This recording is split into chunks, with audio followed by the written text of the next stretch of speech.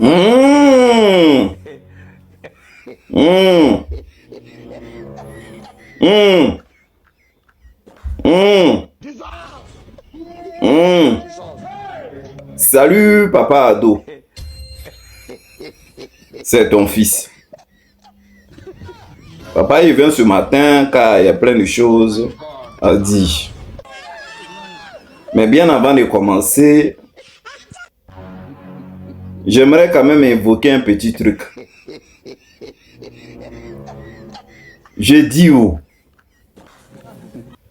Vous les gars du RDR, c'est-à-dire quand vous posez un acte et que vous savez que cet acte-là, ce que vous avez fait là, c'est pas bon là. Mais restez dans vos continuités, fermez les yeux, fermez les oreilles, faites comme vous n'entendez rien parce que l'acte a été déjà posé. Mais vous essayez de vous justifier. Mais en vous justifiant aussi, c'est pas de la bonne manière. Parce que quand on vous écoute, il y a l'incohérence dans ce que vous avez commencé à vous justifier. Je vais prendre, par exemple, le porte-parole du gouvernement. Je ne sais pas si c'est Ali Koulibaly ou sa photo, elle est là. Sorti des conseils des ministres, et un journaliste qui lui pose des questions.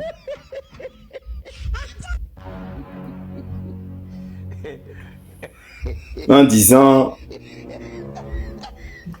Monsieur le ministre, bon, après tous ces déguerpissements, qu'est-ce que vous allez en faire après celui de campement, mais celui de Port-Boueux?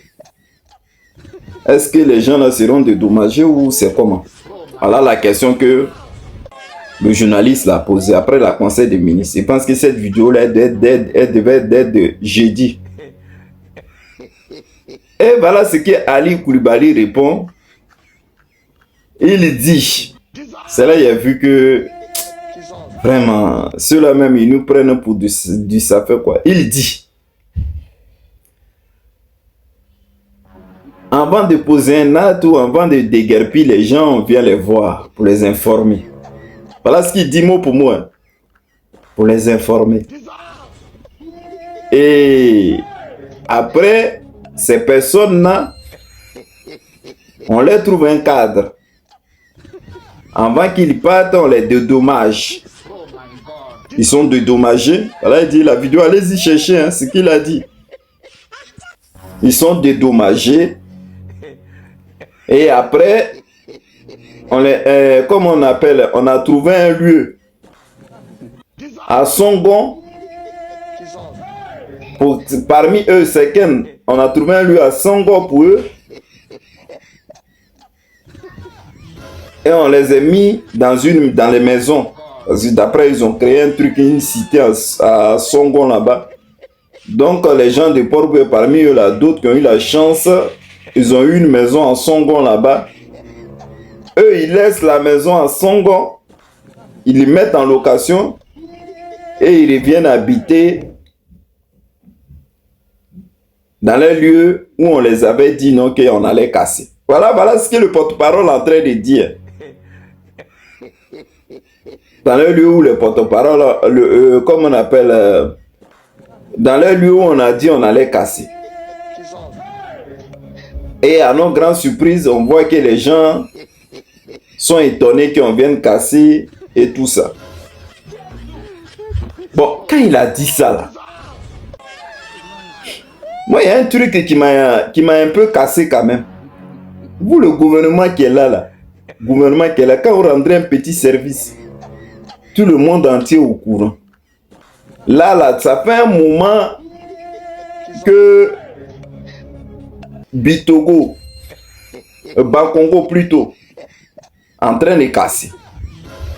Vous avez une fois montré à la télé que Bakongo allait quelque part, il a cassé, et puis ces gens-là, on les a pris pour aller les reloger quelque part. Et vous, le RDR, vous n'avez jamais, vous n'avez pas montré que le lieu qu'on a cassé là, ces gens-là, ils ont été dédommagés. Et on les a relogés ici. Voilà le coin où ils sont. Et puis un habitant est sorti pour parler. Nous, on n'a jamais vu ça. Parce que le RDL, là, quand vous soufflez quelque chose, là, tout le pays est au courant. On n'a jamais vu ça. Ça fait un. Dans Abidjan, là, c'est-à-dire, toi, on vient te voir, on dit non, on va casser ta maison. Mais on va te dédommager.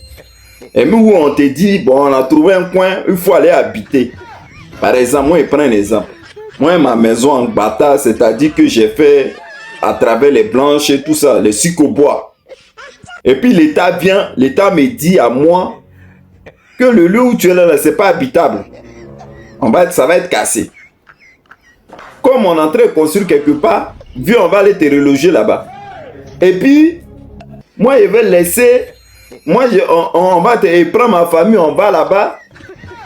Et je vais dire à ma famille, cette maison que l'État nous a donnée en location, et venez rester là où on est. Alors qu'ils sont venus m'avertir. Tu vois, non, Ali Koulibaly, il y a l'incohérence. Il y a vraiment l'incohérence. Parce que quand vous parlez là, il ne sait pas vous essayer de vous justifier. Que si tu es en train de... C'est pas... Tu es en train de protéger. C'est pas vos sectes là même, c'est comment même, il ne comprend pas. Que vous voyez, les gens, on les a donné une maison, ils ont laissé les maisons à Songo, ils sont revenus dans leur coin, et puis les maisons qu'on les a données à Songo, ils ont mis ça en location. Bah, nous, on ne peut rien faire et tout, et il y a les gens qui sont dédommagés. Montrez-nous les gens que vous avez dédommagés. Sortis de leur maison, vous avez dédommagé là. Montrez-nous, on va les voir. Montrez-nous. Et puis montrez-nous les gens que vous avez pris, vous avez mis dans une location. Montrez même les gens qui ont été relogés à Songo là. Montrez-les nous, on va voir. Hein? C'est-à-dire, tu parles des gens de Port-Boué et maintenant vous mettez encore gros mensonges là-dessus.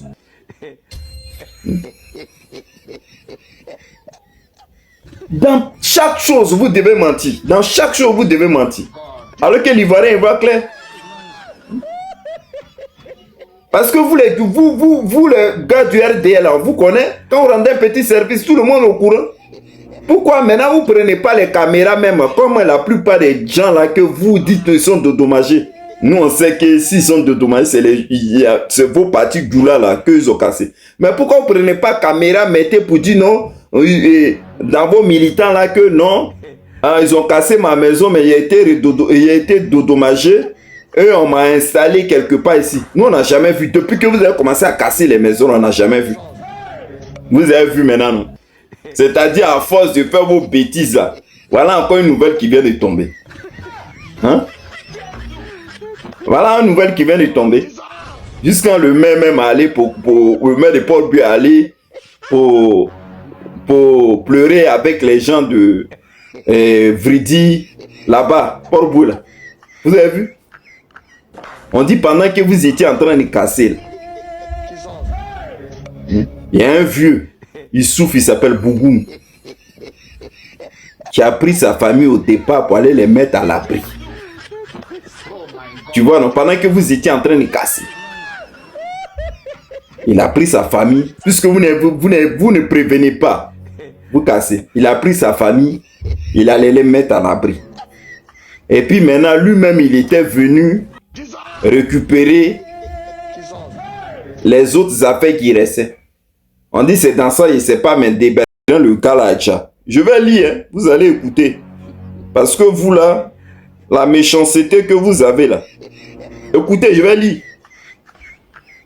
Le maire de Port-Boué a le regret de vous annoncer la découverte du corps sans vie de M. Bougoum Issouf à l'intérieur de la cabine d'un camion de Vridi Canal. Vraiment. Au témoignage du frère du défunt, le décès serait intervenu suite à la casse de leur habitation. Dans le cadre des récentes opérations de déguerpissement.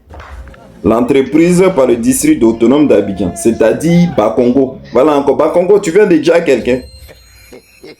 En effet, après avoir conduit sa conjointe et les 3 enfants à Vridi Ako pour les mettre à l'abri, M. Bangoum Youssouf serait revenu à Vridi, Canal, pour récupérer quelques effets personnels qu'il a pu sauvegarder la nuit tombée, dans l'impossibilité de traverser,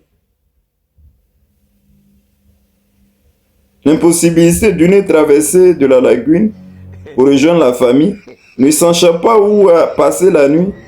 Il serait opportun de se réfugier dans la cabine d'un camion stationné dans le garage où exerçait son métier de mécanique à Vridi Canal. Malheureusement, son corps a été retrouvé sans vie, en état putréfaction.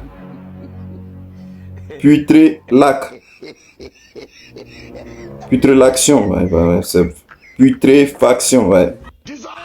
Dans la dite camion, ce vendredi 26 juin, les autorités compétentes saisies ont entrepris l'enlèvement du corps en attendant celle-ci élucider les causes exactes du décès.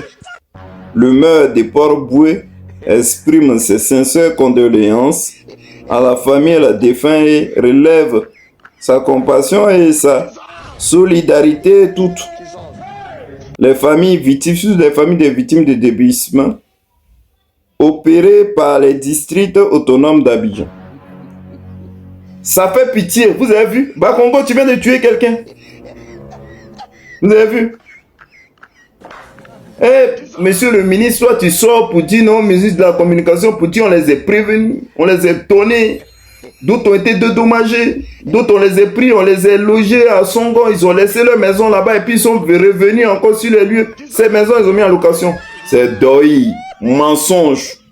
Arrêtez pour prendre les Ivoiriens pour les gens qui ne réfléchissent pas. Toi, on dit on va casser ta maison, on te met quelque part, et puis toi, tu vas aller mettre le maison en location pour venir là où tu es. Alors que tu sais qu'ils vont casser. Arrêtez. Vos mensonges là vont trop loin maintenant. Bon, papa Ado, c'est de ça qu'il voulait parler.